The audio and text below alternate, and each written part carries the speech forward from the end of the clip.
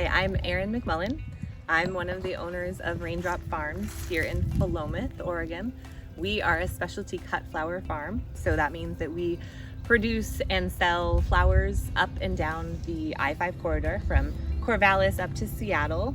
Our flowers go into bouquets, they go into headdresses, they go into bridal work, they go into events, they go into grocery stores, they go any place where flowers could make someone happy.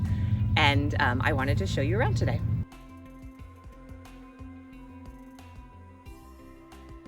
So I actually went to school to study horticulture, which is the study of the growing plants. And my thought was that I would work in a nursery. I would work in like a plant nursery, and I would grow petunias and baskets, and it was really fun. I worked in a nursery for a long time while I was in college, and I loved it. But I didn't like being inside, and so I wanted to be outside. So I took a job on an organic vegetable farm. And I loved it. I fell in love with it. It was so amazingly rewarding to put a seed in the ground and then nurture a plant and then get to eat delicious food that it produced for me. So it really sparked this amazing journey for me into growing my own food and to looking into being a farmer. We originally started with vegetables, and we grew vegetables for 3 years, and it was super rewarding. It was really fun. It was a ton of hard work. And it was really challenging to find some place for us to land to grow our farm because land was really restrictive. And so we finally ended up buying a piece of property, but it was so much smaller than what we wanted to buy, and so much smaller than what we had envisioned this big, grand vegetable farm being. So we really had to rethink what we were doing. And with the very small plot that we had, we decided to turn some of it into flowers because we knew that we could grow a lot of flowers in a little piece of space. And that just kind of started the ball rolling, and here we are now. So from that one 30 by 50 foot garden, we now farm 8 solid acres of flowers and pumpkins. So we do have a small patch of pumpkins, but it's 8 acres of flowers, more or less, that are all grown right here. When we started on this ground, it was just, this particular field was just a grass field. And when we first started, we would see the occasional snake, we would see the occasional mouse, we might have a couple of birds come through. Yeah. But now it is teeming with wildlife. There are snakes and rabbits, there are hawks, there are blue heron that come through. Behind this field, there's a creek. And so we have this responsibility to grow our flowers and to produce our product in a way that helps to keep that ecosystem really healthy.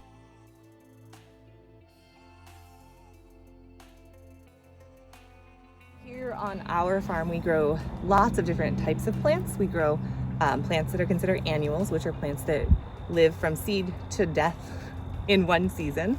We grow perennials, which basically we either seed or we buy from little plants, and then we plant them and they continue for years and years and years.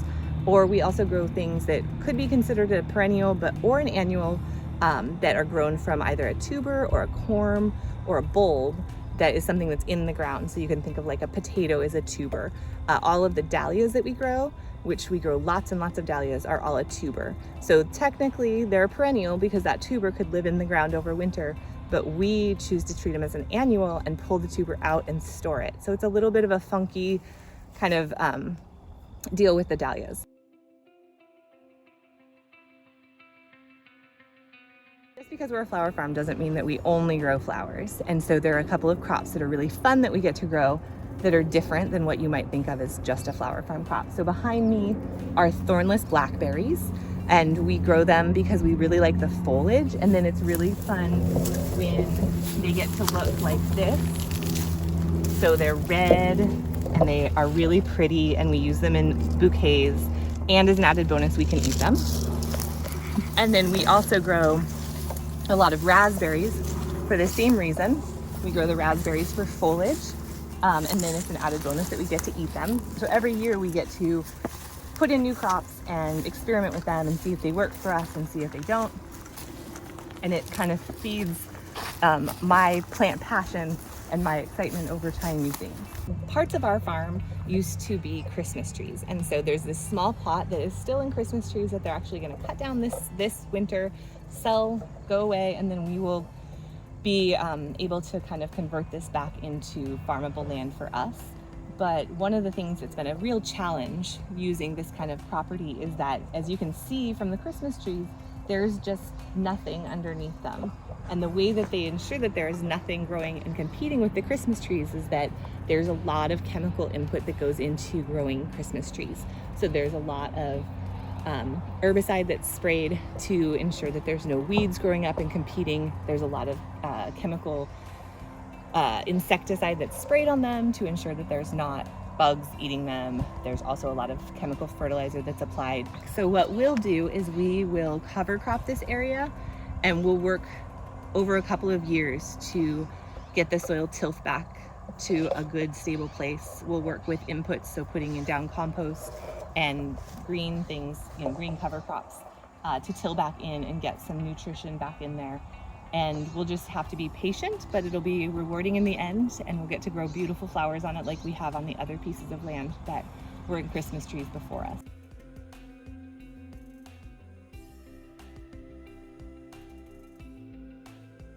On a day-to-day basis, everything that we do on the farm changes dramatically depending on what part of the season that we're in. So right now we're here and it's fall. Things are slowing down. The flowers aren't quite as prolific. So instead of spending almost every day harvesting flowers, which is, when I say every day, we usually start in the summer at 6 or 7, and we harvest flowers for 7 or 8 hours. That's a lot of flowers, but right now we don't have quite as many flowers. So right now we're in the process of putting the farm to sleep. So you'll see we have big, huge piles of compost, and we've mowed down a lot of what our annual crops where they were. And we're gonna start looking at spreading that compost and turning it in, and then cover cropping so that we can really feed the soil, so that next year when we replant in these places, the soil is going to be able to grow really healthy plants. The plants are gonna be happy, and we're gonna get great blooms off of them. So on a day like today, what we spent today doing was a little bit of harvest. We harvested pumpkins, we harvested some flowers, and then we also moved a whole bunch of compost around. We were on the tractor, we were off the tractor, we were pulling water lines, we were pulling mulch or plastic mulch, we were moving things around. Here in a couple of weeks, we're gonna be digging dahlias, which is gonna be in the mud, in the rain, in the cold, with a pitchfork, digging tubers out of the ground for hours and hours on end. In the spring, our day will look really different, because in the spring we'll be planting things. So either by seed in the field, or like I said, from little tiny plugs, we'll be planting.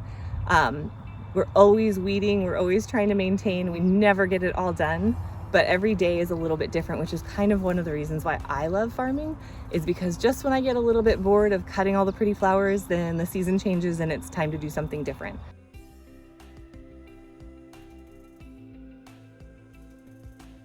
So one of the biggest crops that we grow here on our farm are dahlias.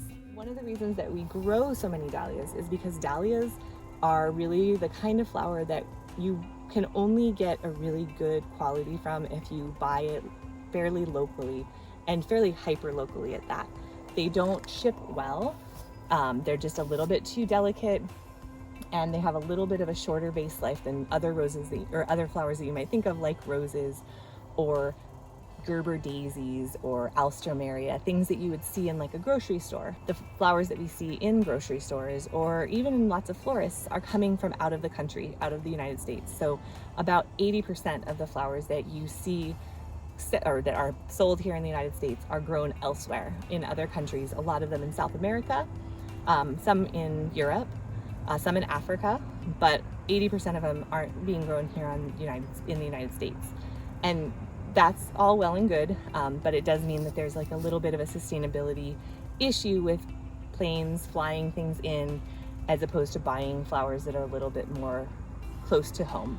We want to educate people about that, right? We want to let them know where their flowers are coming from. We want to let them know that we grow our flowers intentionally and sustainably and with everyone's best health in mind. Because when you see a flower, the first thing you do is you stick your nose in it, and it warms my heart to know that you can stick your nose in my flowers and not have them have chemicals in them, and not have them have residue from icky things, that they're really beautiful and they're healthy for you and for the planet. So if you're out there looking for flowers look for something that says American grown flowers, or look for something that says locally grown flowers, or find a local flower farm. I know a couple I could tell you about, and find flowers that are grown here close to your place of where your home is, and that are grown with care and thought and sustainability.